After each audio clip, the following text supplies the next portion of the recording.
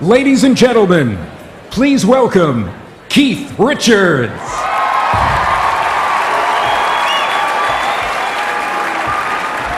Guilty, Your Honor. Hello, ladies. Tonight we're going to and gentlemen. You sure that's right?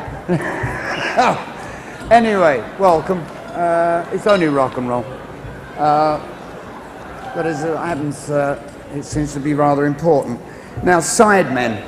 I got to talk about sidemen. I guess they chose me because I am one. And after all, the guy I work with has got more side on him than most put together.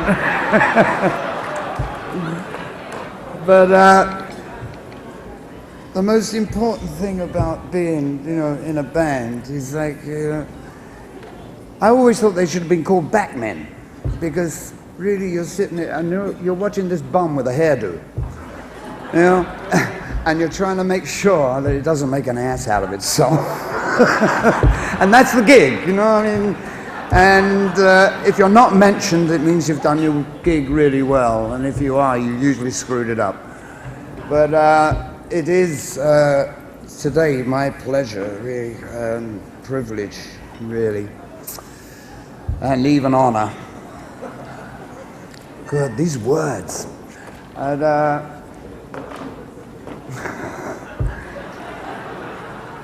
to introduce you to two of probably the most seminal, the most incredible sidemen of all time, who, never... Hey, when let me put it this way. You want to buy... I never bought a Ricky Nelson record. I bought a James Burton record.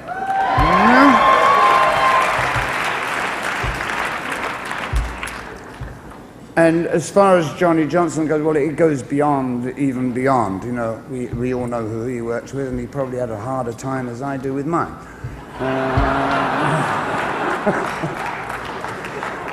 But it's only rock and roll. You've got to laugh. A sideman needs humor. He needs incredible patience, and usually more money than he ever gets. But given that taken aside, the pleasures of being a sideman, I guess, is that you get to work with the guys you want to work with, and it's putting the team and the unit together so that the guy out in front can do anything he wants to do and feel safe and comfortable, and you know that you catch him if you fall over. And for the best two sidemen the reason I'm here, I'm sprung for this jacket. That's how important it is to me.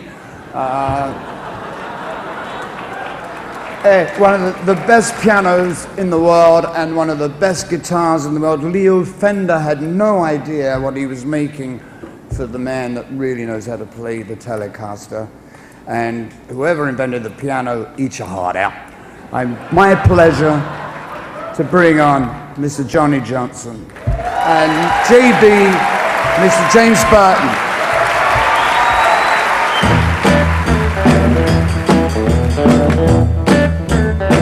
With his unmistakable string-bending style, James Burton is one of rock and roll's most influential guitar players. The Louisiana native grabbed attention the first time he ever recorded on Dale Hawkins' Suzy Q. When he joined Ricky Nelson's band, Burton inspired thousands of young guitar players. Well, I'm a traveling man. Burton played with a who's who of country and rock artists, Joni Mitchell to Graham Parsons, Buffalo Springfield to Merle Haggard. Then he moved on to the king himself.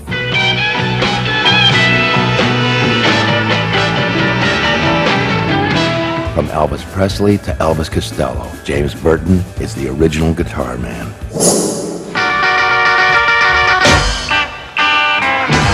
Johnny Johnson should be a household name. Working as Chuck Berry's piano player for 28 years, Johnson is the foundation for Berry's seminal rock and roll. Right along the Kokomo, when no particular place to go. It was Berry who originally joined Johnson's band in St. Louis in 1953. and it was Johnson who supplied the rollicking boogie-woogie that drove Rollover Beethoven, Brown-Eyed Handsome Man, and many more Berry classics.